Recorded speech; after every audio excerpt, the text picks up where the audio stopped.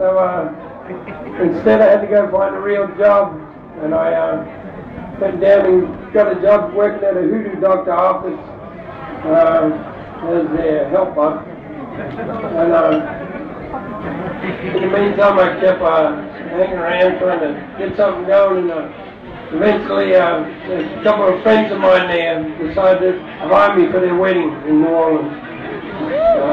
Canadian fella and his girlfriend.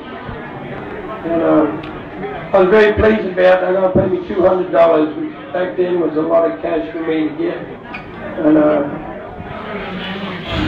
a little bit before the wedding, the fella started to get cold feet about it. So it got me kind of nervous, and I had to think of a way to make sure it happened. So I told him, why don't you come down? I said, well, I work as a great fortune teller there. I always go see her. I said, when I have a problem, I said, she tells me all this good stuff. She told me one time that I would die in an 8-sided room. Which when I heard it, it was like, cool, that's never going to happen.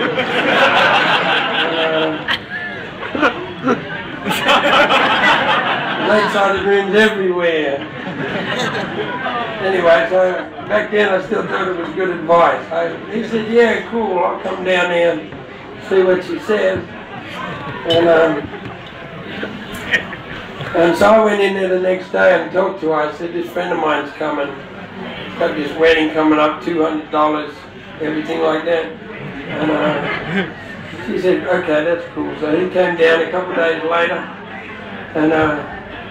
and she did the full thing for him, read some cards, crystal ball, everything. And she said, looks like you're getting married, right? And he said, yeah. She said, well, it looks very good. You're going to be happy forever. She was reading off the note, which I pinned on the back of her. So he was real pleased about it, paid the money and left the joint. But she started packing up her stuff, and she threw the cards down on the table and ran out after this car, brought him back in the joint. She said, I just had this real terrible feeling when you left, like some very bad thing is going to happen to you. And I just saw this word, I don't know what it means. She said, don't go dancing down the Darktown Strutter ball. She said, well, it doesn't mean anything. And she said, well, you should remember that, because this is something very strong and powerful that I felt. So he left there again. I came out from behind the curtain. What's this psychic shit at the end? I went looking for him later to make sure everything was still good, and I couldn't actually find him. And a couple of days later, his girlfriend was looking everywhere for him, and he actually disappeared after that day.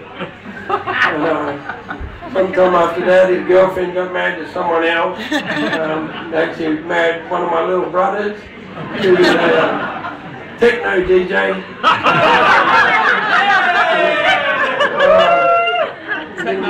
Didn't want no banjo at that wedding. It was cool with me. I had some other shit to do that day anyway. Anyway, a long time later, I was going to work. This was about 8 months or so later.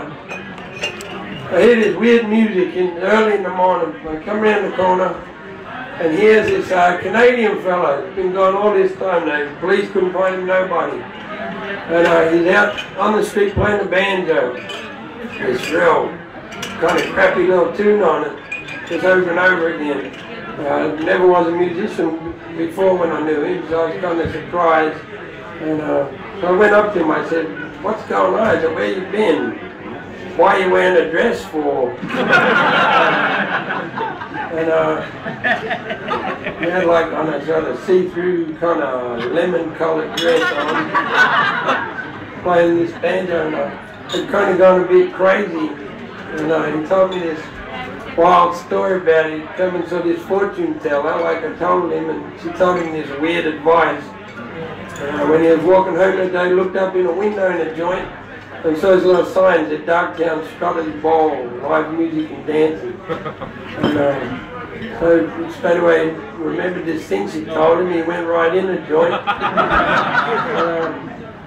Sat down with a drink and woke up sometime after that, handcuffed down on a bed with the famous dress on.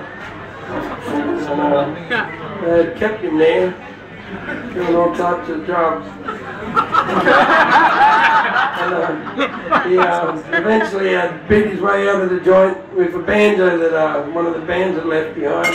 And I've been hiding out down the cemetery. They got all the, you know, what do they call them, above ground graves. Lots of hiding places. What's the name? Yeah. And he taught himself to play the banjo, he and the funeral bands, and wrote himself this song about how his girlfriend left him and his luck had gone bad. And I didn't tell him that she married my brother. But I told him maybe if he made his strap more long, he would get more cash. So anyway, I liked the song, well, the idea so good that I decided to fix it up a bit, put it on my record. It's called Don't Go Dancing Down Darktown.